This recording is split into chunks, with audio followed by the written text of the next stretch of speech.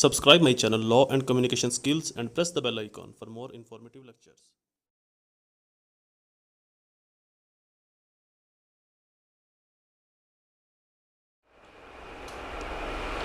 Assalamu alaikum friend and viewers, I hope all are fine. This is Mobushar Iqbal, Advocate High Court and Legal Lecturer. Series of legal lectures के अंदर हमारा आज का subject criminal law जो part है Pakistan penal code का, तो मैंने इसको अलग सब्जेक्ट बनाया था कि इसके नोट्स में मैं अलग अपने प्लेलिस्ट के अंदर मेंशन करूंगा। क्वेश्चन हमारा ये topic difference between law and torts. Torts और लॉ के अंदर डिफरेंस क्या है, बहुत इंपॉर्टेंट टॉपिक है।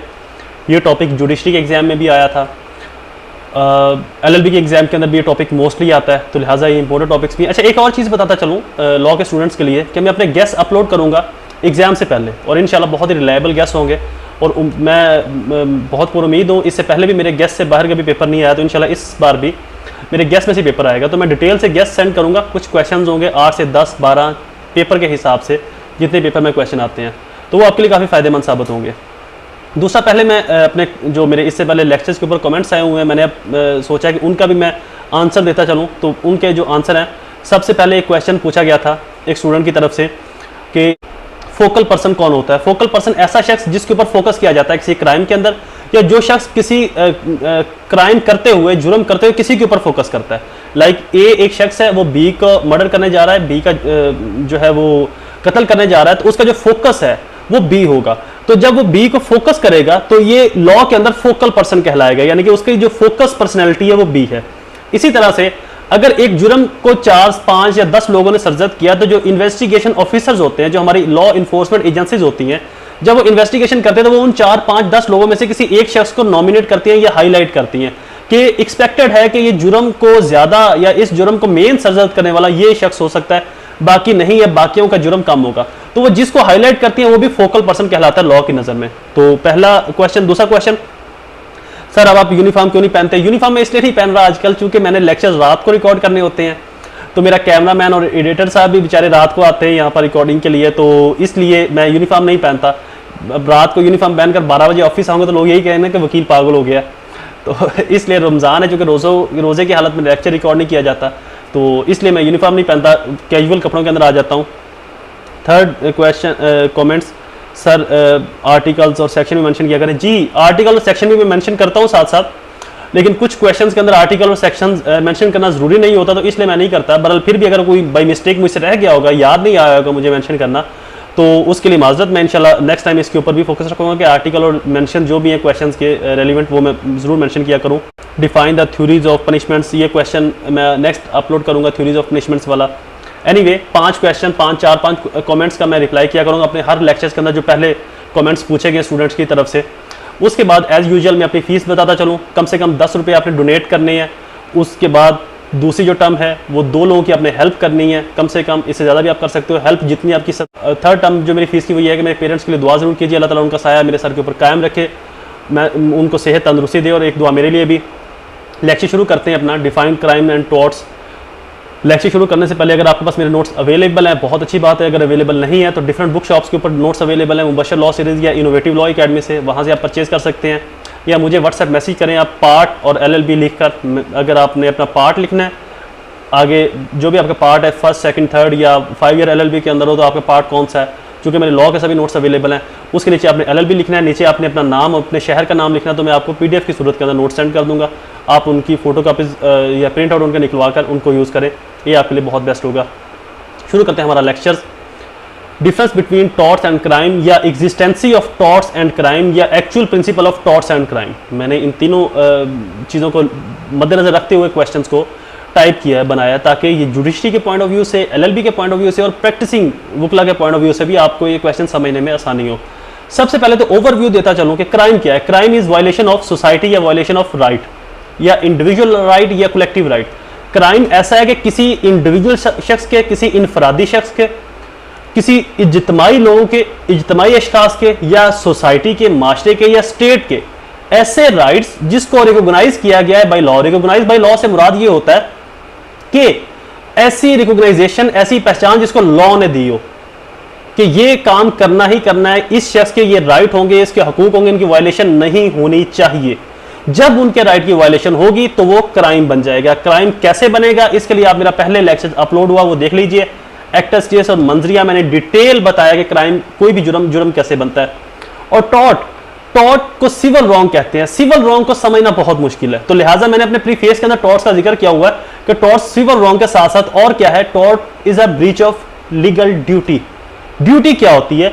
आपकी ऐसी जिम्मेदारी, आपकी ऐसी रिस्पॉन्सिबिलिटी जो लीगली तौर के ऊपर आपको करनी ही करनी है, वो अगर आपसे टूट जाती है, वो अगर आपसे ब्रीच हो जाती है, वो अगर आप फुलफिल नहीं कर पाते, तो देन ये टॉर्ट्स में चला जाएगा। चूंकि टॉर्ट्स के अंदर कोई क्रिमिनल इंटेंशन नहीं होती, कोई क्रिमिनल लाइबिलिटीज नहीं होती, बाई मिस्टेक होता है, बाई नेग्लिजेंस, रिस्कलेसनेस होती है। इसके अंदर कोई आपका ऐसा एक्ट जो हार्मफुल बन जाए किसी के लिए, बट आपकी इंटेंशन नहीं है, आपकी नीयत नहीं है, आपने किया तो अच्छे वे से लेकिन हो बुरे वे से गया, तो डेट मीन क्राइम जो टॉर्ट है ये एक सिविल रॉन्ग है। क्राइम के अंदर किसी के राइट की वायलेशन होती है और टॉर्ट्स के अंदर किसी के राइट की वायलेशन नहीं होती, आपकी अपनी ड्यूटी ब्रीच होती है।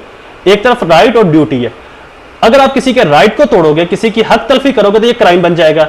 बट एक तरफ आपकी ड्यूटी है कि आपने किसी के ऊपर हमला नहीं करना, किसी को नुकसान नहीं पहुंचाना, आपने किसी के लिए नुकसानदेह चीजें नहीं बनानी, किसी के लिए नुकसानदेह जो सामान है वो मुहैया नहीं करना। तो आपकी जो भी ड्यूटी है। अच्छा, एक और चीज बताता चलो कि ड्यूटी कहां पर आएगी। हमेशा ड्यूटी वहां अराइज होगी जहां पर राइट एग्जिस्ट करता है। राइट कहां एग्जिस्ट करेगा? राइट हमेशा वहां एग्जिस्ट करेगा जहां पर human being, society, culture, state, tradition होगा। जहां पर इंसान, एक माशरा, एक रियासत वजूद अपनी हस्ती अपना वजूद रखती है, वहां पर राइट एग्जिस्ट करेंगे। और जैसे ही राइट डिवेल्प होगा, राइट एग्जिस्ट करेगा, इमीडिएटली सामने वाले शख्स के ऊपर ड्यूटी इन्फोर्स हो जाएगी।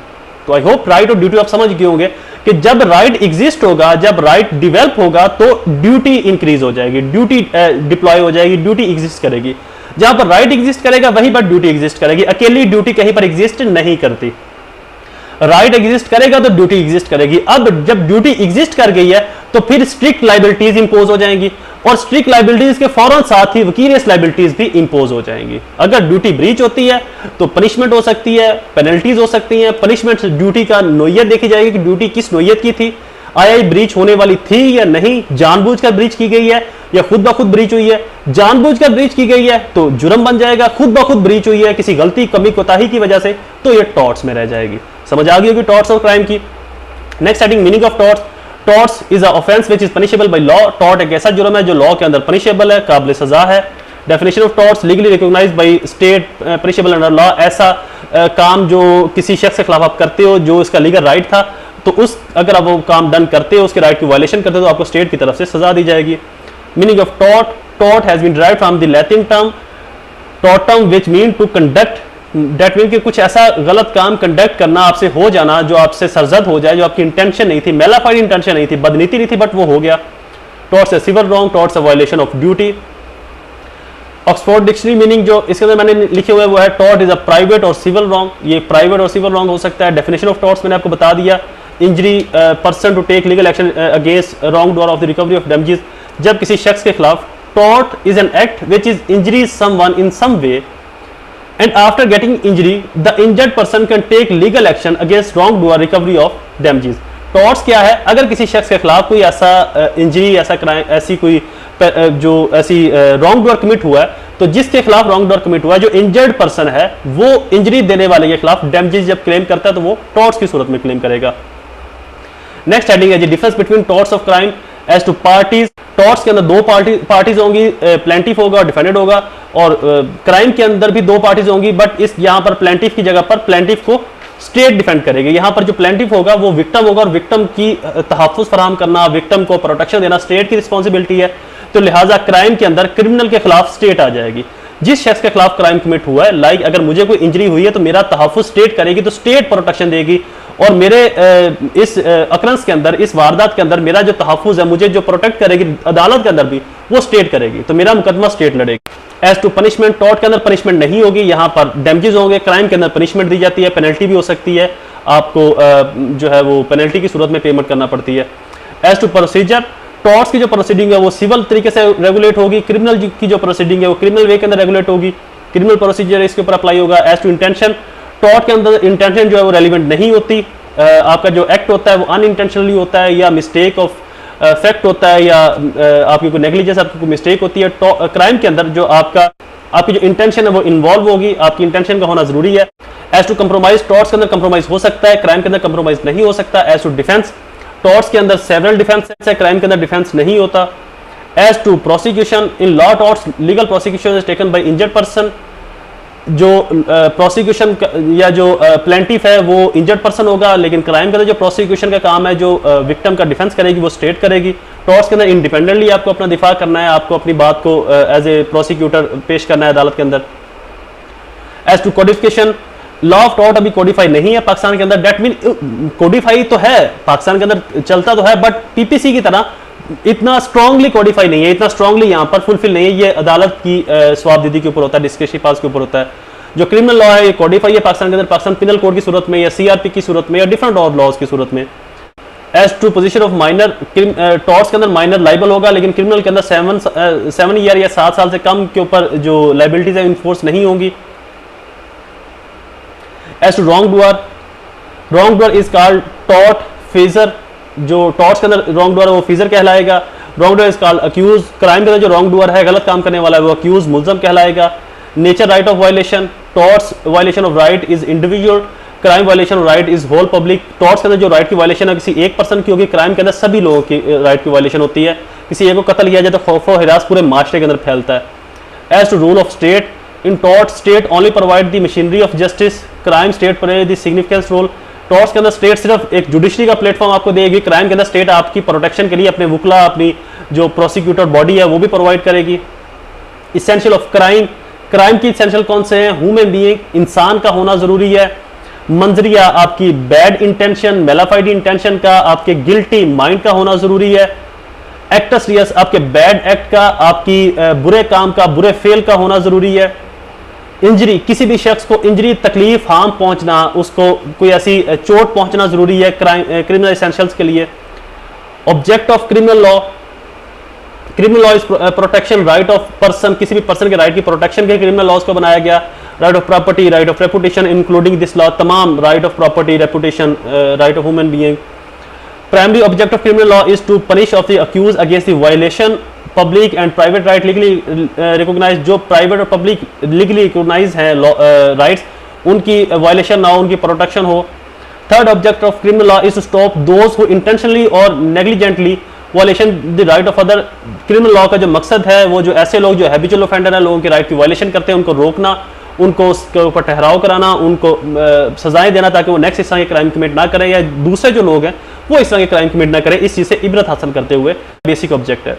Types of crime in Pakistan: murder, rape, robbery, theft, undo influence, corruption, cyber crime, human trafficking, attempt of suicide etcetera. ये पाकिस्तान के अंदर और भी बहुत से क्राइम है, ये थोड़े से मेंशन मैंने किए हुए ताकि आपकी हेडिंग्स के अंदर इजाफा हो जाए। अगर आप जुडिशरी के स्टूडेंट हो तो आप इसको स्टेप बाय स्टेप ना लिखें, आप इसको मतलब मर्डर लिख दिया, फिर कॉमा, फिर आगे रेप, कॉमा, रॉबरी, थेफ्ट, इस तरह से लिखें। अगर आप एलएलबी के एग्जाम देना है तो देन आप इनको बुलेट्स बनाकर लिखें, पॉइंट्स के अंदर आप लिखें, ताकि स्पेस थोड़ी सी बढ़ जाएगी और ये अच्छा भी लगता है। नेक्स्ट हेडिंग है preclude marks, question is complete. I hope आपको ये लेक्चर पसंद आया होगा। मेरे चैनल को सब्सक्राइब करना, बेल आइकन को प्रेस करना ना भूलें। मेरी वीडियोस को लाइक और शेयर जरूर किया कीजिए। मुझे अपनी दुआ में जरूर याद रखिएगा। मेरी फीस को जरूर पे कीजिएगा। अल्लाह ताला आप सबका हामी नासिर हो। वस्सलाम।